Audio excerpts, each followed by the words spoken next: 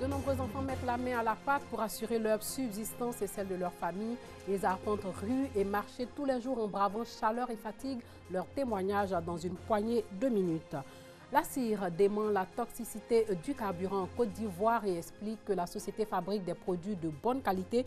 Nous le verrons dans ce journal. En 1949, les ministres des Affaires étrangères de 12 pays d'Europe et d'Amérique du Nord étaient réunis à Washington pour signer un pacte, le pacte de l'Atlantique. L'accent est mis sur le caractère défensif du traité qui entre en vigueur le 24 août 1949. Madame, Messieurs, bonsoir. Vous savez que de nombreux enfants sont privés de leurs droits les plus élémentaires comme le droit à l'éducation et passent toute leur journée à vendre dans les rues ou faire de menus travaux pour subvenir à leurs besoins et aux besoins de leur famille. Et il n'y a pas que les enfants qui ne sont pas scolarisés, il y a aussi ceux qui sont scolarisés. Levons le voile sur leur quotidien dans ce reportage de Éric Goré. Vendeurs ambulants, apprentis baka, pousseurs de brouettes, entre autres. Ils mènent leurs activités avec l'accord de leurs parents, selon eux. Mes parents savent que je vends le touche. Quand je vends le touche, je vais donner l'argent à ma maman. Ce sont des enfants mineurs dont l'âge varie entre 8 et 16 ans. Et déjà, ils affrontent la vie. À cet âge, ces enfants se battent pour survivre. Certains de ces enfants participent aux dépenses de la maison. Je travaille pour aider mes parents à payer les choses à la maison. Je vends parce que mes parents n'ont pas les moyens de payer mon école. Je vais les aider à payer mon école, payer les cahiers. À leur âge, ils n'ont pas le temps de jouer, comme leurs amis ici, accompagnés de leurs parents. Ces petits vendeurs sont plutôt préoccupés par la recherche d'une vie meilleure, en se privant de certaines choses. Leurs esprits sont hantés par l'argent. Je prends mes tomates à Djambo, puis je viens vendre à Yokoubo. C'est ma tante qui m'envoie. Quand je finis de vendre, j'achète ce que je veux avec mon argent. Le goût de l'argent amène d'autres parmi eux à être violents. Nous sommes attirés par une scène à Yopougon, au terminus 27. Un jeune pousseur de brouette de 16 ans a confisqué les bagages d'une dame pour une pièce de 100 francs. On quitte en bas au fond, au forum là-bas pour venir à la mosquée là. Les jeunes prennent ça à 100 francs. Ils viennent déposer, puis on prend, on met en haut, on vient. Quand on descend bagages là, quand on leur dit ne qu'à prendre 200, moi j'habite tout près là. Ne qu'à prendre bagages à 200 par lesquels ils ne prennent pas. Donc quand il venait dans le bagages, il voulait monter en haut. Je lui ai dit de ne pas monter. Il n'a qu'à laisser apprendre, il va faire 200. Si j'arrive à appeler mon mari, les enfants viennent prendre. Il dit pas question. Que mon bagage là ne va pas bouger. Ce qu'il va me faire là, ça ici là, il regarde. Il y a déjà un bagage là. Elle veut 200, il y a 300 par-ci. C'est ça, elle a tellement. À la vue de notre caméra, l'enfant baisse le ton et accepte de raccompagner la dame avec ses bagages. Des personnes condamnent cette situation qui fait que ces enfants mineurs abandonnent le chemin de l'école. Ils accusent leurs parents. Je pense que la faute aussi est aux parents. Les parents doivent normalement les suivre. Et aussi les enfants, il ne faut pas faire assez d'enfants pour ne pas pouvoir t'occuper. Ils n'ont pas suffisamment de moyens, ils ont assez d'enfants, bon, il y a tout ça.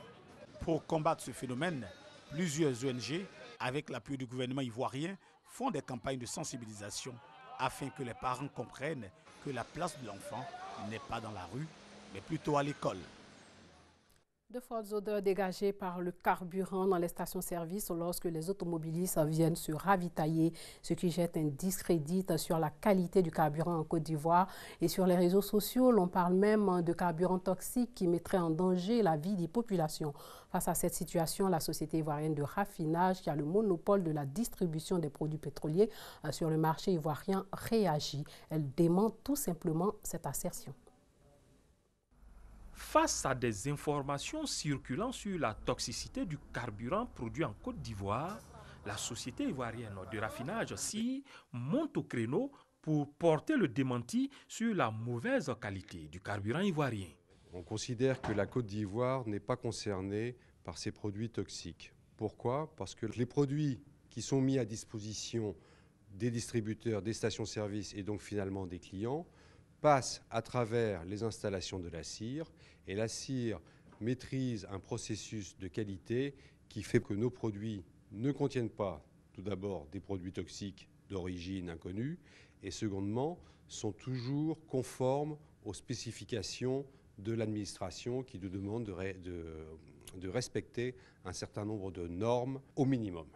La CIR soutient ne pas comprendre les motivations des auteurs des fausses informations, surtout qu'elle s'appuie sur un rapport datant de septembre 2016 comportant bien d'insuffisances. Les usagers de la route, pour leur part, restent confiants. En tout cas, depuis on prend le carburant ici, on n'a pas de problème. On n'a pas de problème avec les véhicules. Oui, je pense que le carburant, aujourd'hui, c'est bon.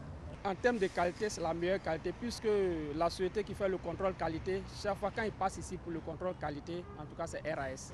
Toutefois, ils ont une autre préoccupation. Dans les stations, on a des odeurs de carburant. Voilà, souvent quand ils garent, vraiment c'est un peu gênant, quoi. Bon, on sent bien l'odeur des carburants. C'est gênant, mais pour l'instant on fait avec. Les usagers se plaignent souvent de l'odeur du super. Ça dégage une forte odeur. La société ivoirienne de raffinage tient à rassurer encore une fois. L'odeur caractéristique que l'on peut sentir éventuellement au niveau du super, c'est une odeur qui provient d'un composé qui vient effectivement d'une activité de raffinage, qui sont des oléfines. Une partie de notre fabrication inclut des composants oléfiniques, mais qui ne sont pas plus nocifs, je dirais, que d'autres composants. C'est un composant classique des mélanges d'essence que la présence de ces oléfines. Je peux rassurer la population sur la qualité du produit pétrolier ivoirien. Aujourd'hui, la raffinerie concentre ses efforts sur les dispositions visant la réduction de l'impact environnemental des produits raffinés dans l'achat d'un nouveau catalyseur. En plus, l'État anticipe sur le processus de mise en conformité aux futures normes dans l'UEMOA. Pour tous ces investissements, la facture s'élève à 200 milliards de francs CFA. Le respect du plafonnement des prix de certaines denrées entre dans sa phase répressive. Près de 200 commerçants ont été sanctionnés pour le non-respect des prix plafonnés. Un décret présidentiel signé le 12 juillet dernier plafonne les prix du riz, du sucre, de la tomate concentrée, de l'huile de table et du ciment. 27%, c'est ce que représente l'alimentation dans les dépenses des ménages en Côte d'Ivoire. Pour préserver le pouvoir d'achat des Ivoiriens et lutter contre la vie chère, le ministère du Commerce a décidé de traquer les commerçants véreux.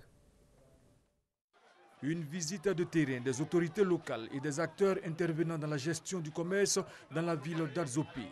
C'est que nous, ça ne revient pas. Voilà ce qui vous revient. Tout ce qui est en rouge là. Tout ce qui est en rouge là, c'est ça que vous devez vendre. Donnez un exemple.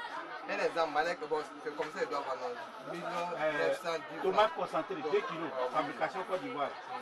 Ils doivent vendre 2 kilos là. À 1910. Elle marque le début de la phase répressive contre tout contrevenant, ne respectant pas les mesures de plafonnement des prix des produits ciblés par le gouvernement. Une opération qui s'inscrit dans le cadre de la lutte contre la cherté de la vie. Pour rappel, les contrevenants s'exposent à des peines et des amendes prévues par la loi, allant de 100 000 à 50 millions de francs CFA, y compris la fermeture de leurs magasins. L'Afrobasket féminin bat son plein. Côte d'Ivoire, Nigeria, Mozambique, Angola, Égypte, Mali et Cameroun, Sénégal seront les affiches des quarts de finale du championnat féminin d'Afrique des Nations de basketball. Et c'est demain à Bamako, au Mali. Les Camerounaises et les Ivoiriennes ont décroché in extremis leur qualification.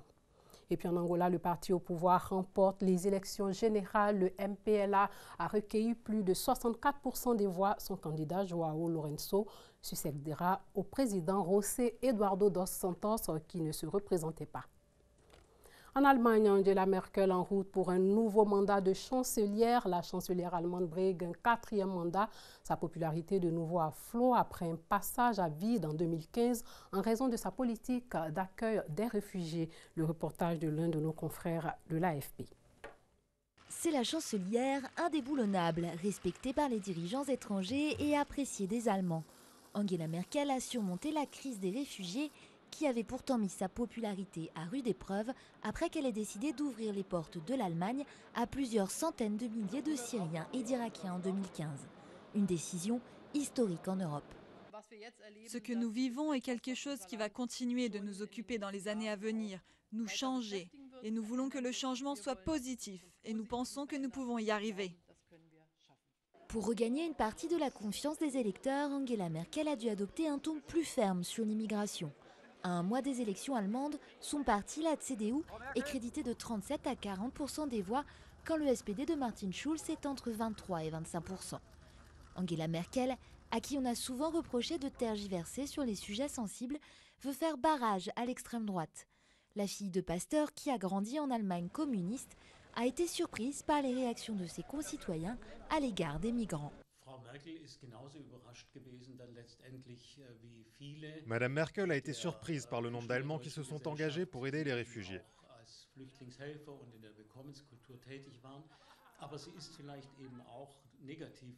Mais elle a aussi été négativement surprise par le racisme et l'hostilité qui se sont clairement exprimés, même dans les régions qui n'accueillaient quasiment pas de migrants. Plus discrète qu'Helmut Kohl, plus consensuelle que Gerhard Schröder, Angela Merkel, physicienne de formation, a construit sa carrière politique patiemment. À la chute du mur de Berlin, elle commence à militer à la CDU, un parti d'hommes conservateurs dont elle va prendre la tête en 2000. Élue chancelière en 2005, 2009 et 2013, elle brigue désormais un 4e mandat pour faire barrage à la montée du populisme. En Europe et au plan international, nous devons défendre nos valeurs et nos intérêts, ainsi que, pour parler simplement, notre mode de vie.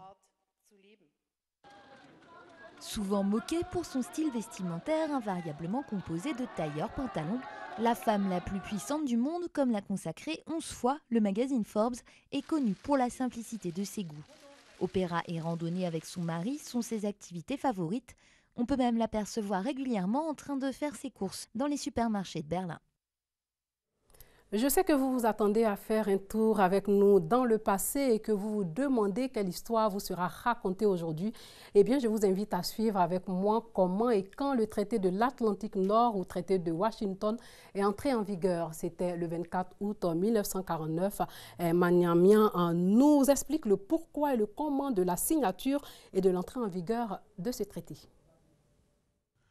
Le traité de l'Atlantique Nord ou traité de Washington est signé le 4 avril 1949 par 12 pays occidentaux. Il établit une alliance politico-militaire entre ses membres afin d'assurer leur sécurité collective. Le traité entre en vigueur le 24 août 1949 après dépôt des instruments de ratification de tous les États signataires. Depuis lors, 16 autres États ont adhéré au traité portant à 28 le nombre de ses membres. Cette alliance est le plus souvent désignée l'Alliance Atlantique ou le Pacte Atlantique. Elle est désignée par son acronyme OTAN. L'OTAN semble être née d'abord d'une incapacité de l'ONU à assurer la paix mondiale bloquée par les multiples vétos soviétiques.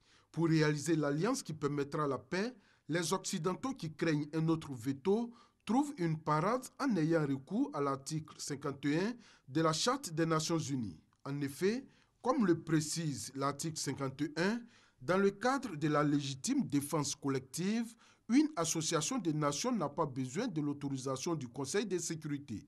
Sur ces bases, le Canada, le Royaume-Uni et les États-Unis préparent un traité de défense collective pour la zone de l'Atlantique Nord. Mais les États-Unis veulent d'abord que les Européens réalisent eux-mêmes leur défense, quitte à les aider par la suite, craignant qu'une alliance brise le mouvement d'unification de l'Europe. Mais la situation internationale évolue après le coup de Prague du 12 février 1948. Ainsi, le 17 mars 1948 est conclue l'alliance militaire du traité de Bruxelles entre la France, le Royaume-Uni, la Belgique, les Pays-Bas et le Luxembourg, qui préfigure la future alliance atlantique. Après le blocus de Berlin, les appels des Européens se font de plus en plus insistants. Une entente secrète est réalisée entre les anglo-saxons pour fixer les bases de l'Alliance atlantique. Une dernière étape reste néanmoins à franchir. Toute alliance militaire des États-Unis en temps de paix est interdite par leur constitution. Le sénateur Vandenberg fait voter le 11 juin 1948 par le Congrès une résolution qui lève cet obstacle. L'alliance devient constitutionnelle à la condition d'être conforme à la Charte des Nations Unies. Des pourparlers à Washington du 6 juillet au 9 septembre 1948 définissent les bases du traité. L'article 5 de la Charte de l'OTAN précise « Les parties conviennent qu'une attaque armée contre l'une ou plusieurs d'entre elles survenant en Europe ou en Amérique du Nord sera considérée comme une attaque dirigée contre toutes les parties et en conséquence, elles conviennent que si une telle attaque se produit, chacune d'elles assistera à la partie ou les parties ainsi attaquées. C'est tout pour ce soir. Portez-vous bien.